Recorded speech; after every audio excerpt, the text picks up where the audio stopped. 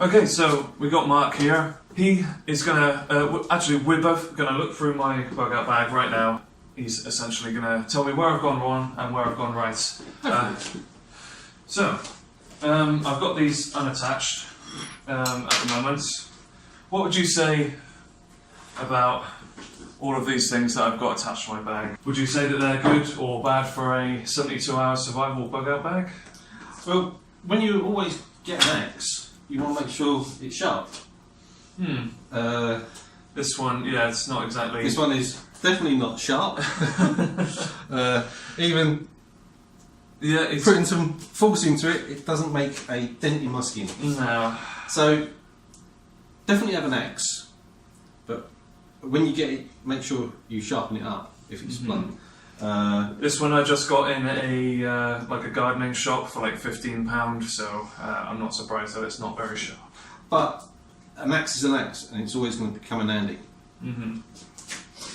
So, first aid kit, shovel, Right, this knife. go on to your shovel. Now, shovel, excellent idea to have. These multi-part shovels allow you to have a shovel, pickaxe, and like a multi-tool. Now this one's a small one-handed shovel. Seems to be a bit technical. It does go on there easily sometimes. There you go. There you go. It's got a compass at the end. There you go. You can just barely see the compass. So would you say this is good to have on a 72-hour survival bug out bag? It's always handy to have. It wouldn't be in my top 10. Yeah. But it will do a job. So if you're digging in to the earth where you're making your bug out, it's nice, lightweight, compact. The durability, I don't know. It does feel a bit flimsy. Even though that's tightened up, it still Yeah, you can hear rattles it a going bit. there. Yeah. So if it was hard soil and you was whacking away, I don't know the strength that would do. I imagine it would last a decent amount of time, but it wouldn't last forever. No, so. it definitely wouldn't last forever. But yeah, definitely a good idea to have. The saw blade on it, don't know. I wouldn't use it to cut wood. I would rely on a sharp axe or a saw, proper saw. And for all those Americans, it's got a bottle opener. That's actually what I said previously in the video. Like all of these bug out items seem to, for some reason, have a bottle opener on it because of all the drunkards going camping. It's handy to have. Definitely handy to have. Okay, one person first aid kit. What would you say about this? I would think that a first aid kit would be quite handy to have. Right. So with a first aid kit, it would either be in your top 5 or your top 10 items. Now the reason why I say that is depending on your circumstances. If I was on my own, I would have my first aid kit in the top 10. But I've got a family and a couple of my family members have medical conditions. So that bumps up your first aid kit to the top 5 items you must have. So it depends on your circumstances. Now this is a bog standard first aid kit, what you would buy from a number of websites. It's got scissors, it's got field dressings, tape, small bandages, I believe there would be wipes in there. Alright, yeah, it's very good for just a one person thing. And it's actually got an emergency blanket in there. I don't know if that actually came in there. Or yeah, that was in there. So it's got an emergency blanket in there for warmth. So yeah, it's a good little first aid kit, but you need to tailor your first aid kit to your family's needs or your needs. So if you're a diabetic, you need your insulin or other medication that you're on. If you're asthmatic, you need to make sure you've got your inhalers. That's one thing actually, is for me, I I'm quite privileged in that way because I've got pretty much nothing wrong with me. But my fiance, she has bad asthma, so I'm going to have to find inhalers for her, which you can buy singularly, apparently. But you need to prove that you actually have asthma, and you can't buy too many in one go, apparently. So you've got to be wary of that as well. The one thing what you won't get in there is antibiotics, headache tablets, and stuff like that. So you can always bolster it out with some kind of painkillers. If you can get hold of antibiotics, great. That will go in there, but this is quite a small pack. So I don't know how much more you can get in this one to make it more suitable. So yes, definitely a good idea for a first aid kit.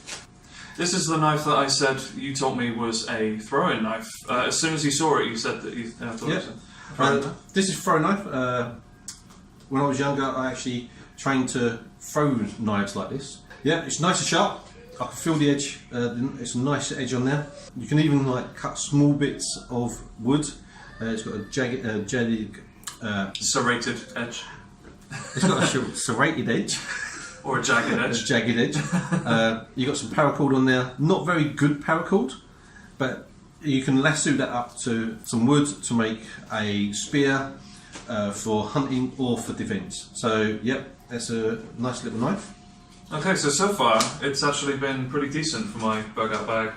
I thought that you wouldn't be too happy with the shovel, but fair play. Yeah, not too bad. Weren't too bad. Good. Next thing I've got is in my food section of my bag is the water holder and some canned goods, which I'm going to try and hide the logos for.